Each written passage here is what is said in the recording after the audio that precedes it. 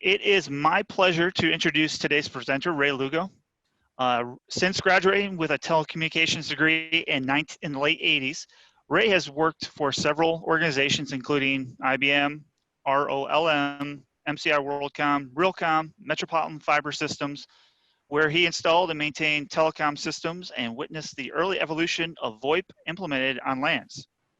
As an instructor with global knowledge since 2001, he has taught several telecom courses, including Nortel and Avaya. He went on to deliver networking classes, which led to certifying and instructing on CompTIA A+, Net+, Security+, and CySa+. He also teaches the Certified Ethical Hacker certification prep course. And finally, he delivers the Global Knowledge Developed Cybersecurity Foundations course, which this webinar is based on. And just a side note, the apple doesn't fall very far from the tree. Ray has a son in college actively pursuing a degree in cybersecurity, which has become a much needed skill set in today's job market. Yes. So without further ado, Ray, I know we're a little bit behind the 8 ball here, but I'm going to turn it over to you and let's get started. Very good. Thank you there. Thank you, Kevin.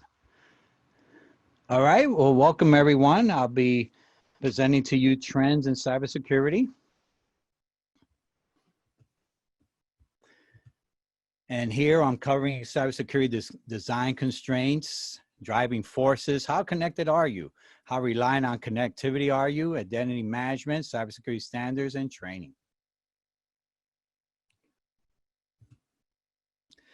So first up in the reference here are cybersecurity design constraints, right?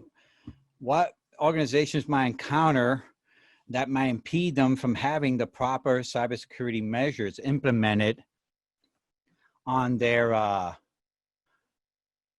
in their environments.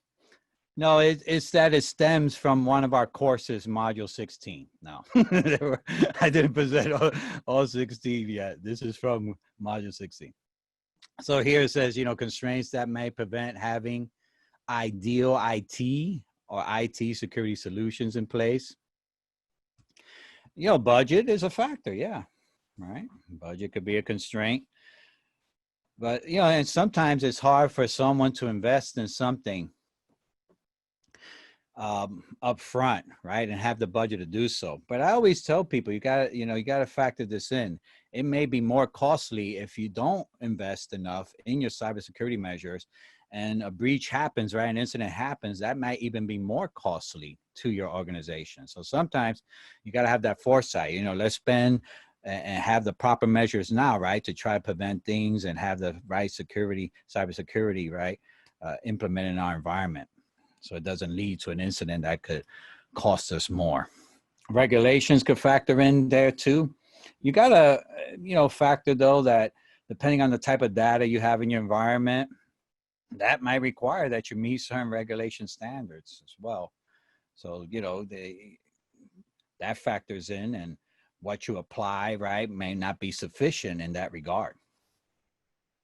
You have your technical capabilities.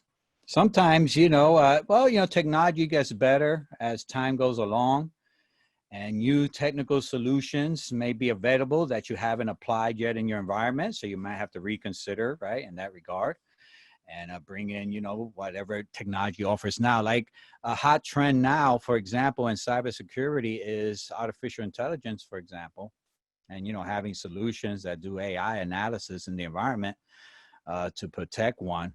That usually the AI is a good measure, for example, to try to determine you know, if you potentially could be receiving a zero-day attack. When I use the term zero-day, right, at the unknown attacks, like new malicious malware, right, that hasn't been identified yet, or a new attack pattern.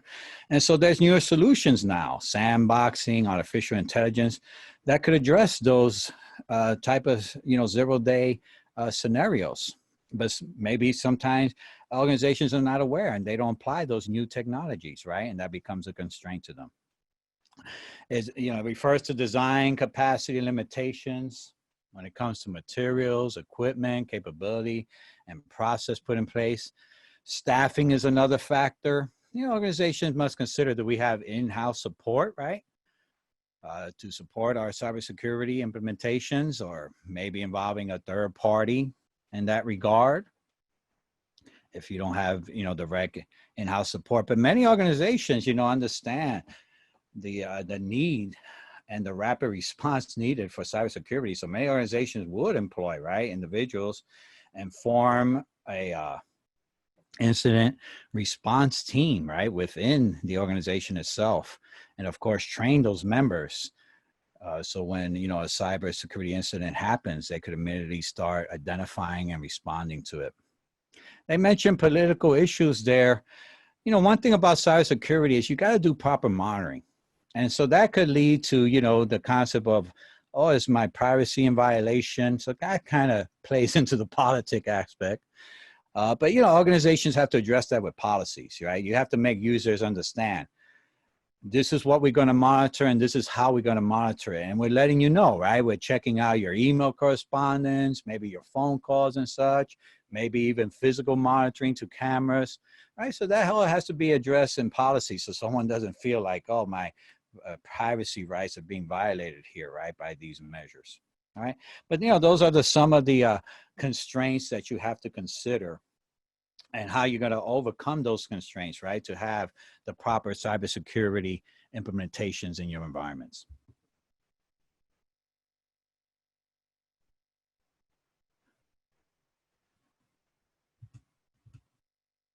Here we have cyber driving forces.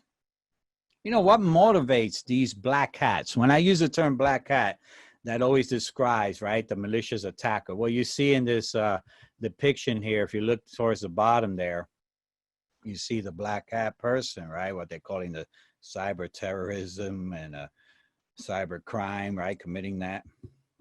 But what's their motive? They power and prestige may be a motive for them. Other avenues now that they could exploit. Social media has become that avenue. One of the first phases of any cyber attack is what's known as reconnaissance and footprinting. Identifying your target and their resources, right, before you attack them. And one of the avenues cyber black hats are using is social media now. If I want to infiltrate global knowledge, I would go on social media and find who works for global knowledge and start making contacts with them, right? And things like that. And social media has created that avenue. Michael says the Supreme Court said a long time ago they have no expectation of privacy in the workplace. But now with all the work from home, where does the workplace stop in the home? Yeah, that's a good statement there. Yeah, that factors in. But you see, again, that has to be outlined in your policy. Like a lot of people using VPN. You make that VPN connection, now you connect to the corporate network. They have a right to monitor that activity, right? So, that factors in. Now, you're not on VPN and you're doing some home shopping, right, on Amazon, and then monitoring that too. That might be an issue of privacy, right? So, yeah, you got to draw the line in those policies, right? What they have the right to monitor, how, where, and where they can monitor. Continue with the cyber driving forces, the real driver, monetary gain. A lot of these cyber crimes, right, lead to credit cards stolen, bank accounts compromised, right?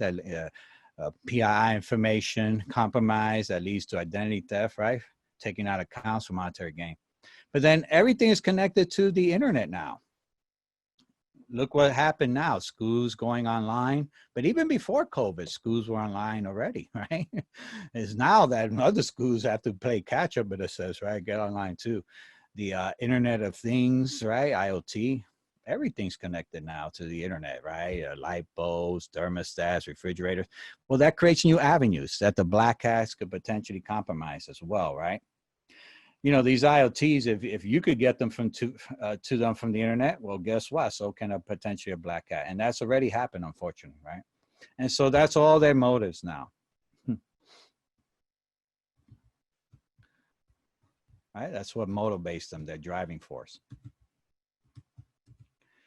Mobile devices, everyone's using them. We're constantly connected now, right? Says, do you ever not carry your cell phone? I've gotten to the point where if I leave home and I'm close enough and realize I don't have it, I turn back around, right? How many of you done that? Because yeah, we constantly feel we need to have it now. We need to be connected. We need the ability, right, to reach out and communicate constantly, right? So it's how long can you go without checking it? Not very long for me. So do you have the right to restrict access to cell phone records? Well, how about with a company provided phone? You know, that factors in. A lot of companies now are allowing, right, bring your own device scenarios happening. And so that becomes another challenge because now a user could be using, right, their mobile device for company means, like maybe receiving emails, company emails on it and things like that. So now that's additional information on another device that organization might not completely control, of course, right? If it's the user's device, but now corporate data is leaving with them, right? So now that factors in. I mean, there are solutions that organizations could do to help themselves in that regard, like mobile device management solutions are at the forefront of, especially like if someone says, hey, my phone is lost, stolen, you know, they can invoke a remote wipe and things like that to those type of solutions. So, you know, organizations should look into that and start investing in those type of solutions, right? If they're allowing mobile device to be used within their organizational environment. Obviously, if it's provided by the organization, then they have a little more control in that regard, right? But they still should have solutions, right, to address and track, especially when resources are contained on most devices that those users are taking with them. And then it says, can the company you work for restrict so? Because it's a double-edged sword. You know, yeah, it could be used for a legitimate work purpose, but organization need to understand that a cell phone could present a threat too. Someone, you know, could be doing something unethical. You know, unfortunately, insider threats do happen. Are they using it to, you know, capture sensitive information and share with others, like through the camera feature or video recordings, or plugging it into a PC through the USB as a storage and doing data exfiltration to it? You know, so that factors in. Some organizations understand that that's such a potential risk and vulnerability that they won't even allow, right, mobile phones in their environments because of that, right? But those that do have to monitor thoroughly, right, the activity that's occurring to those mobile devices. And again, like I said, solutions like MDMs, right, could help with that factor, mobile device management. NAC solutions too, network access control, determining if the device should even be allowed on the network or not. Because that's another factor. If the device can't protect itself thoroughly, it should not be allowed on the network because that becomes a vulnerability, right, to the environment. And they call that NAC, network access control solutions, that could address that. Like I said earlier, the social media, right, has become the new avenue. This is the killer app for mobile devices, not the internet. Could you be required to have a social media account in the near future? Is your social media presence, digital ID, background check? I could tell you, yes. I've had friends go through process of interviews lately and things like that. And yeah, absolutely, that's an interest. Because again, it's about, you know, what you post out there. Someone could be posting too sensitive of information. And, you know, black cats will home in on that. Like I said, if I'm a black cat during my reconnaissance phase early on, I'm going to check out who's working for that organization, start making contact and see what information I could gather from them through social media, right? Yeah, passwords is another thing. Yeah, exactly. I agree with that. Yeah. Yeah, because now a lot of sites too are doing the federated identity, right? You see in a lot of sites now, log in with your Facebook, log in with your Google. So that factors in too. If someone could figure out those credentials right on that end, they could potentially enter other sites, right, that use those credentials. Yeah, so that all factors in nowadays. It says, what if on a job application you say you don't have digital identity? That happened to my wife once. She put that, and she was truthful. She only used LinkedIn, but nothing else. And they were very skeptical about it. So you use no other source. I said, no, just LinkedIn, you know. And by the way, talking about LinkedIn, in a sense, that's become a site that's very beneficial to a black cat. Because think of what you do on LinkedIn. You tell others, here's who I work for and here's what I do. If I'm a black cat, I'm going to search that thoroughly. Again, if I'm targeting an organization, I'm going to see who works for that organization, LinkedIn, right? And start communicating with them and that, you know, try to make contact with them, right? That's become another avenue, unfortunately, that black cat could use to their advantage. And then things spread through social media now that, you know, people's clicking on inbox messages that lead to things that spread right to social media. Here now we have a Internet of Things. Again, everything's connected, right, to the IP network. It says IoT device presents a security promise for business, customer, consumers. It says business, each device is potentially a gateway into the network. Yeah. Again, if you could communicate with that device outside, right, on the WAN, on the internet, potentially someone else can, right? And it's connected to the IP network. If it's not proper network segmentation done, you know, it should be isolated. They could potentially pivot, right, once they connect to that device to potentially other devices too of more interest, right? Usually, you know, it's like, you know, hacking into like a light bulb is not, you know, oh, I could turn on and off the lights. But again, but what if that light bulb's connected to the network and I could pivot from there and then go to something else of more interest, right? That could be a possibility there. And the consumer end too, it's at risk to privacy. Yeah, unfortunately, that's already happened. But I think it's because a lot of people are not aware how to secure it. And sometimes the vendors don't help up front in telling consumers how to better secure themselves. Like I personally have a Ring doorbell, right? But I know how to secure it. I put, you know, two-factor authentication, strong passwords, but a lot of people don't know to do that. And I've already seen on the news people's, you know, IP cameras hacked into, because usually it's the weak settings, right? It's an easy password, no two-factor, and people get in, right? Michael says, yeah, they become jump box. Absolutely, yeah. You know, it's attached to the IP network, you can pivot. Your TV could be watching you. I've seen demonstrations on that. You know, someone has smart TV. The demonstrator, the white hat, right, the ethical hacker, activated the Skype app on the TV and then put it in a mode where you couldn't tell the Skype app was activated, but the camera was on. And so they were able to watch through that, right? And the person didn't even know. The person wouldn't even know that, you know, the camera's on. The person interviewing them said, hey, what can we do against that? I said, well, if you're not using it, put tape over it, right? Put tape. Oh yeah, that factors in too, right? People feel like a violation of pride. Well, you know, they're doing it in the premise of, you know, helping authorities, because it's true. You know, the Ring network is so vast now. I get alerts now. I live in an area that in Jersey, and there's some black bears around my. They come strolling around sometimes, but the Ring network tells me, hey, by the way, there's black bear around here. So, you know, that's the premise, you know, it's like, you know, things are caught on camera, and that does help. To be honest, that does help law enforcement, you know. But yeah, I could see how someone could see that as a violation of privacy, right?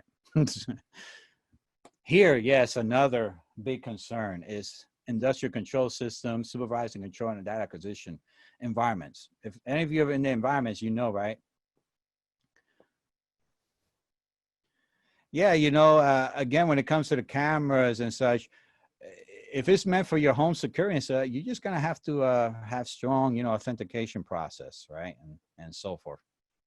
On the ones that come like on laptops and things, if you're truly not gonna use them, like I say, you can put tapes. They actually sell these pieces you can mount and slide open and close. You know, if you're concerned with that, you know, the invasion of someone hacking in and turning on your camera and things.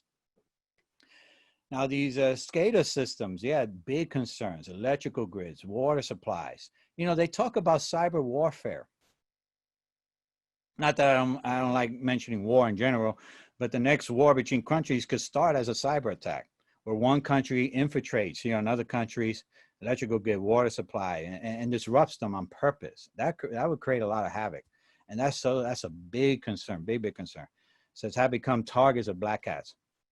And sometimes, you know, some of that, of course, nation sponsor, but other times, sometimes just like a ransomware scenario, right? Why can they get in and, you know, and do something and threaten and say, well, pay us and then we'll stop the attack, right? Yeah, those are possibilities, unfortunately. And so those environments, you know, very concerned.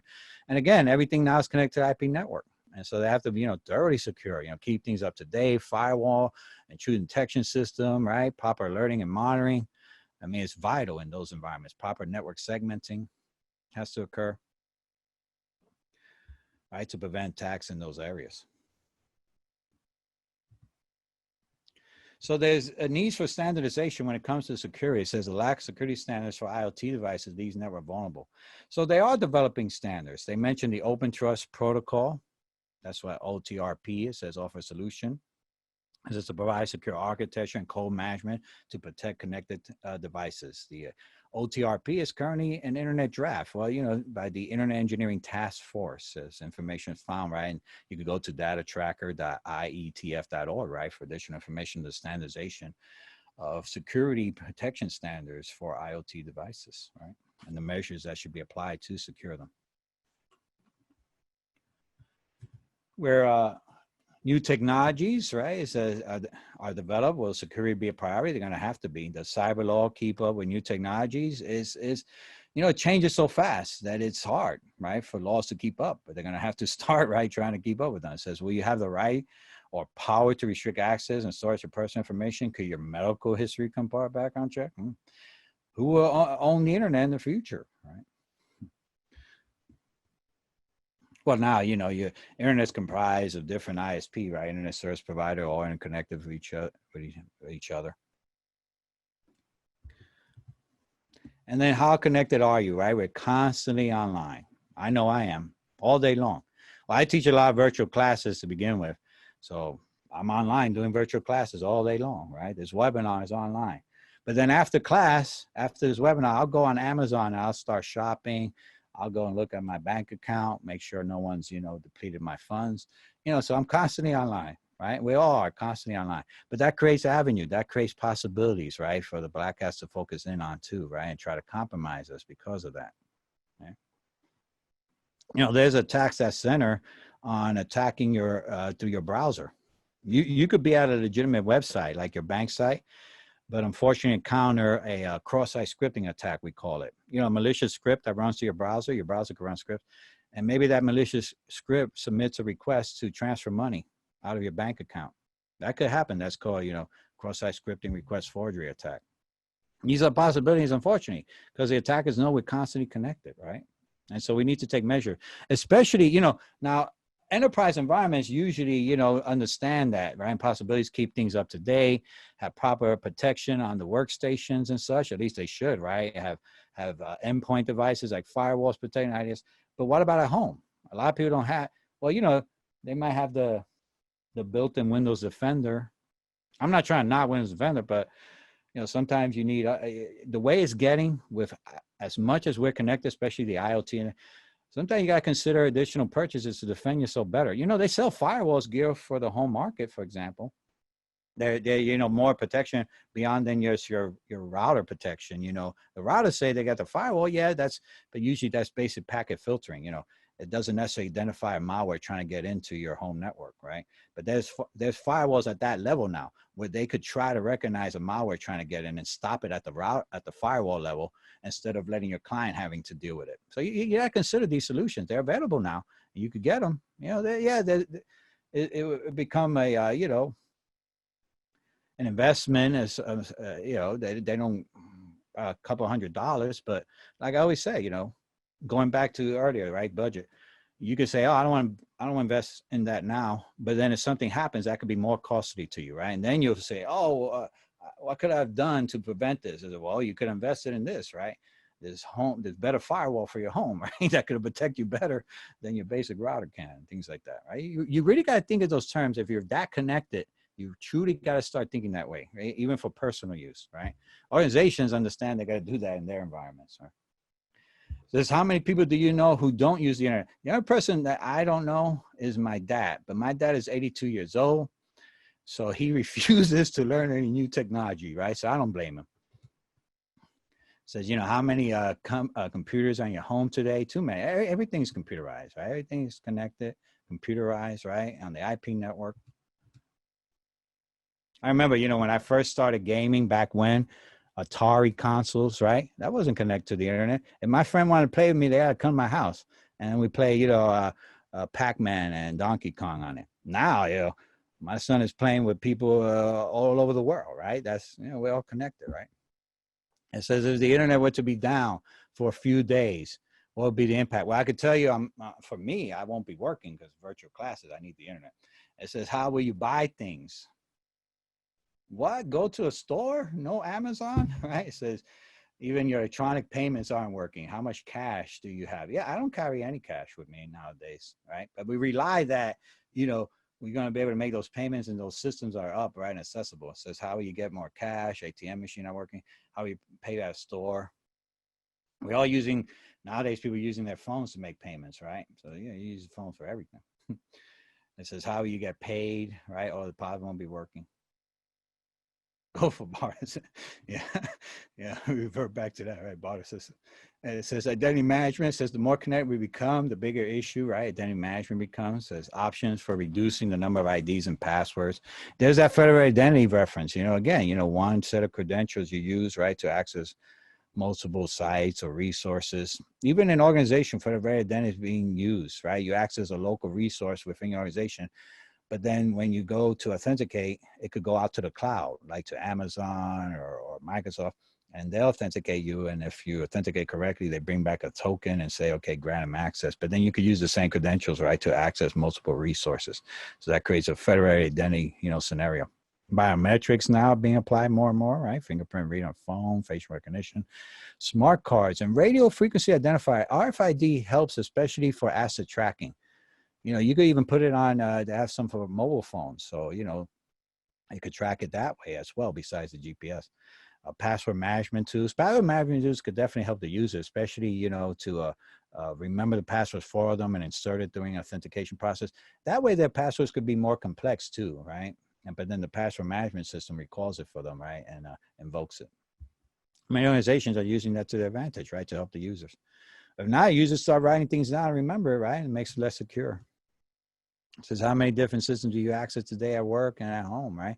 There's so many of them on a constant basis, and that creates so much more opportunities for the black hats to try compromise.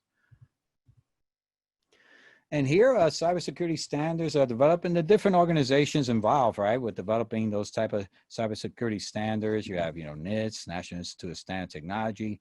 You have the European Union Agency for Network Information Security, European Telecommunication Standards, International Organization for that Standard, the Internet Engineering Task Force, Institute of Electrical Electronics Engineering, Committee of Sponsoring Organization, right? I name a few organizations involved in that, but it's important, it's vital, right? And many organizations can benefit from these organizations developing those standards, right? And go and reference, right? Because these organizations will make that readily available to anyone to follow, right? In their environments. Some organization, depending on the type of organization you are, like a government regulated organization, will be following things like NIST and things like that, right? In your environments. But even if you're not government, you can still look at their references, right? For their security standards and frameworks and apply it to your environment to secure your environment. Then training is vital, right? It says, IT training is an important part of IT budget. The delivery of education is changing. Kai's agreed, like I said, in the introduction, my son, he's in cybersecurity degree. He's gonna do, and certifications, right? And keeping current to the certification, hands-on is important, right?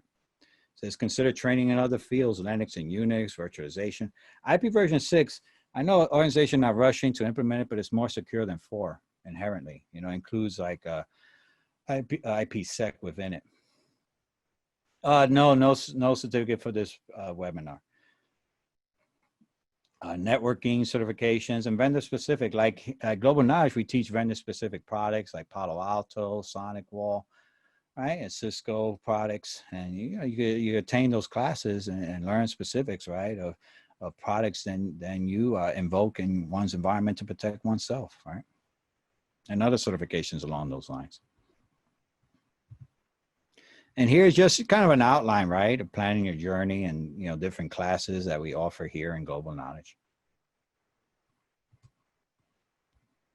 Oh, what happened there? Oh, I clicked on something, yeah. Yeah.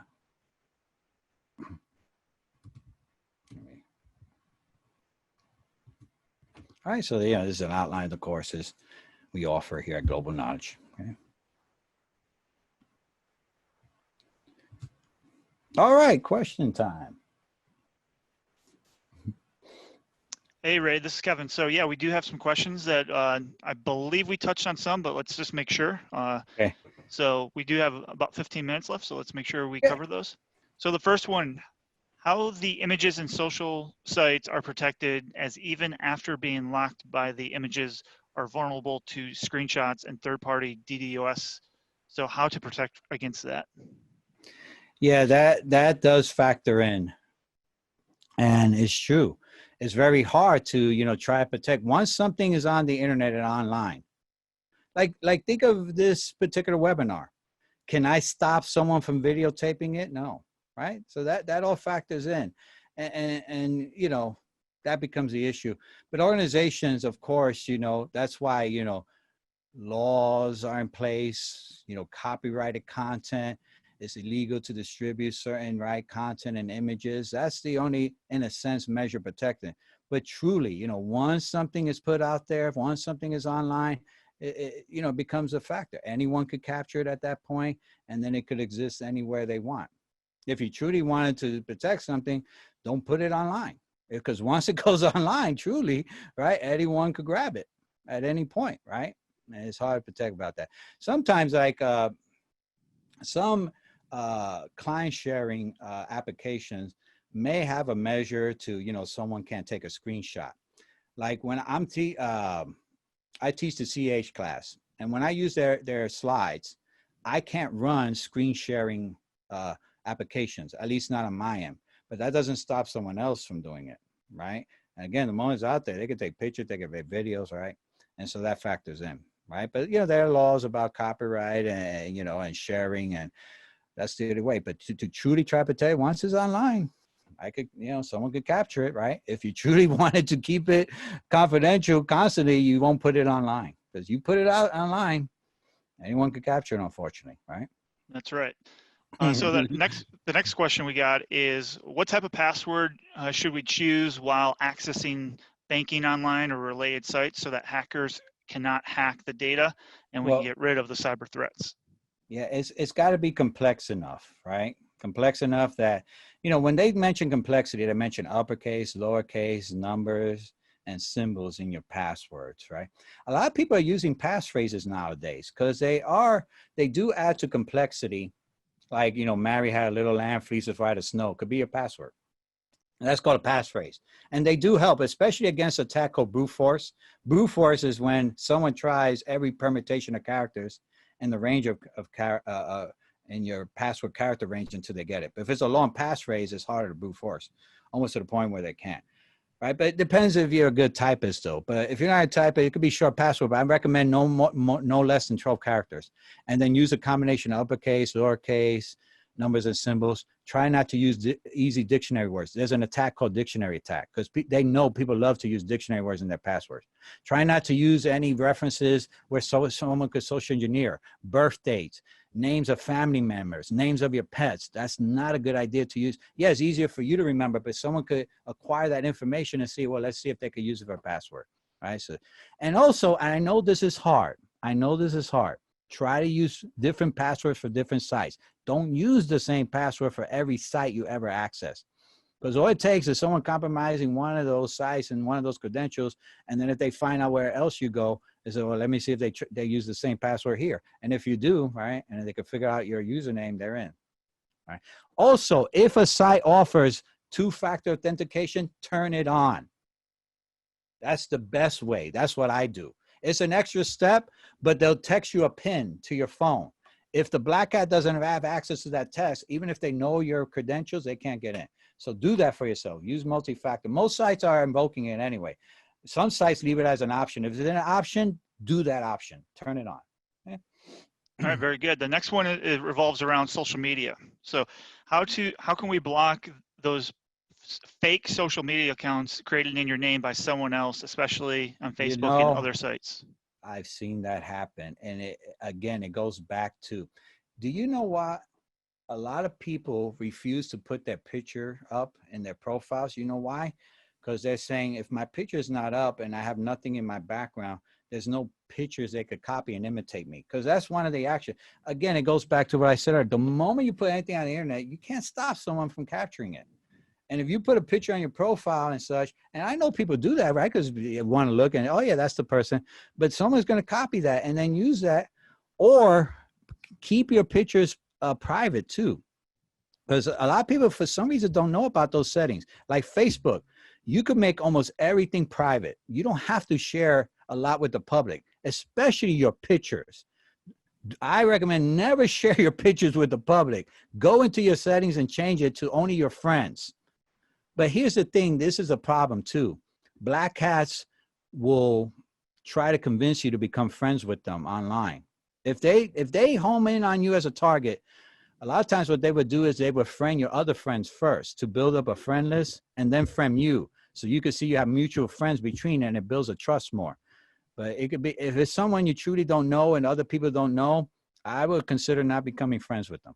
You know, Right. I don't have a lot in my social, a lot of I could look at my friends list and know a personal relationship of everyone I have in my friends list, right? Because if you don't have that, yeah, someone could do anything with your pictures and imitate you. It's hard to defend against if they do that, right?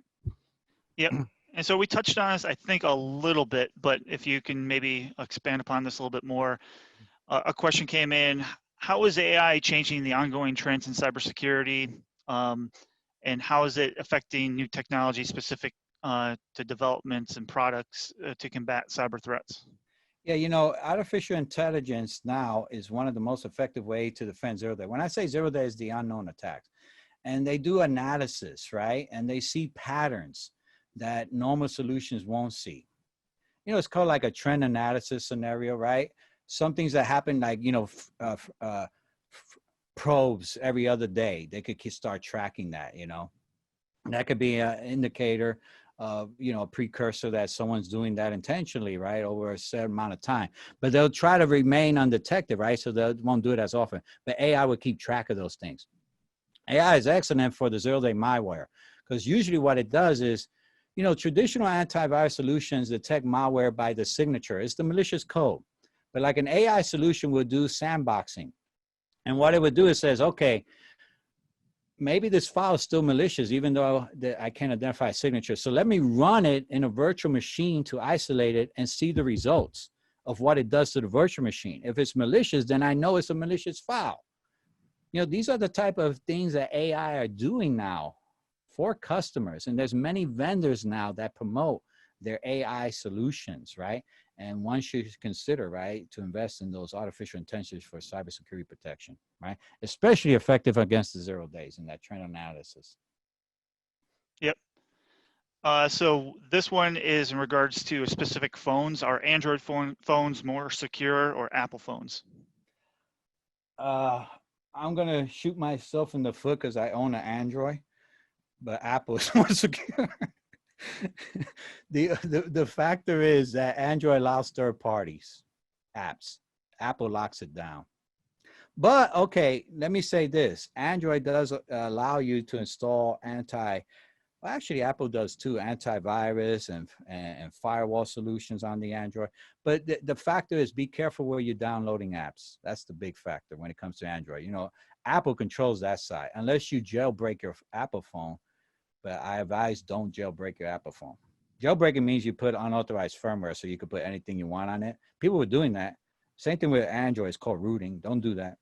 Unless it's an old phone you want to play with. But I still want to advise, because if your phone is on your network and you put an app that's malicious and it's on your home network, it could spread, right? So. Absolutely. All right. Going through some of the rest of the questions. How are we securing blockchain or cryptocurrency industries?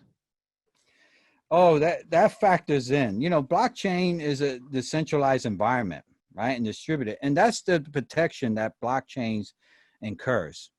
Because as transaction is written one place, it's written in others, and there's many copies and instances. It's using, you know, hashing algorithms to determine if anything happens within a particular block, so that it knows, right, it's no longer valid, and then alerts the other members in the blockchain. So actually, blockchain provides a very good security mechanism already built into it. The process that it is decentralized and distributed, right? Distributing the data amongst different systems that are tracking, right, all the transactions that are done from one system to the other. So in onto itself, right, it is considered secure. Although, you know, the system that implement it could be compromised, so you have to protect it on that end, right? Whatever system is running for your, you know, blockchain and Bitcoin protocol must be thoroughly protected, right, from intrusions. Make sure it's up to date. Make sure it's running, you know, intrusion detection system on it, antivirus solution running. You could front end it with firewall, IDS solutions, right? Protect that side thoroughly. Absolutely. All right. We've got a bunch of questions still, so we still have some time. So let's go through a few more here. Let's see where I left off. We talked about the smart TVs watching us. Someone had a question about how do we protect the TVs and the thermostats from being attacked? Well, you again, you truly got to consider anyone go to anyone could go to, let's say, Amazon and search the topic home firewall, you know, and they'll bring up these product solutions that give you more thorough protection. I mentioned that at Global Knowledge, we teach a class, Sonic Wall and Palo Alto. They have models that are geared for the lower end. You know, we call them SOHO, small office, home office. But on their side, you know, they're more thorough protection. They do intrusion detection and prevention. And they could detect the attack signature of someone trying to be intrusive in that manner. And also, all those systems, especially for remote access, what I said earlier, require some form of authentication.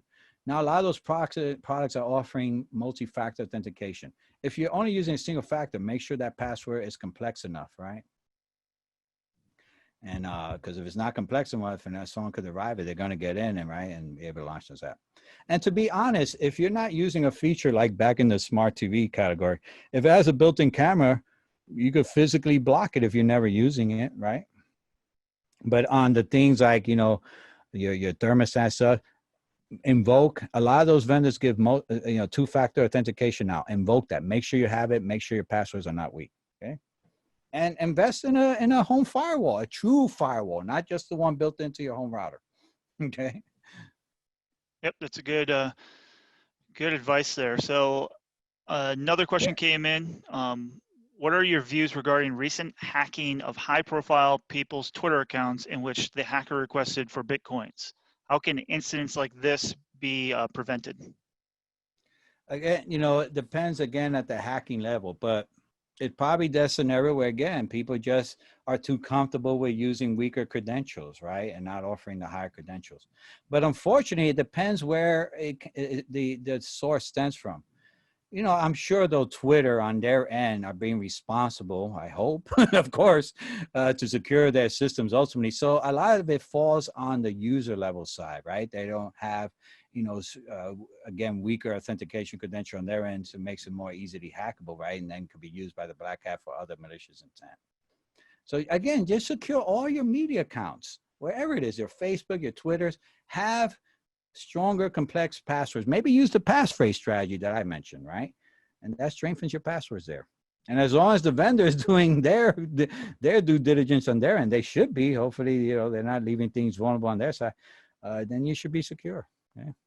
All right, great. Just a few more questions that we can cover in a lot of time. So this is a training question, so right in our alley here. Which is the best certificate course available online to learn ethical hacking from basic to advanced? Join me in the CH class. Easy Console, Certified Ethical Hacker. That's a good starting certification for the white hat reference. And can you touch on a little bit there on the Certified Ethical Hacker? What type of incoming skill level should you have? Because we've seen, you know, great success with. It will help you if you have an understanding of networking and computing systems. It will help in that regard, especially command line based administration, because a lot of tools based on that's used in ethical hacking are command line based, not GUI. So that helps. And understanding network, because if I'm going to tell you how you can hack a network, but you don't understand the network itself, that's, you know, have a network foundation. We teach networking fundamentals at Global Knowledge. So, right, if you need that networking background, that's a good course. And then we'll talk about, well, how we hack into networks, right? Right. And a good foundational level class before that would be the either the Cybersecurity Foundations course or absolutely this course. What I covered in this webinar is from that Cybersecurity Foundations course that I deliver. Yeah. Yep, absolutely. All right. Let's see, reviewing some of these questions.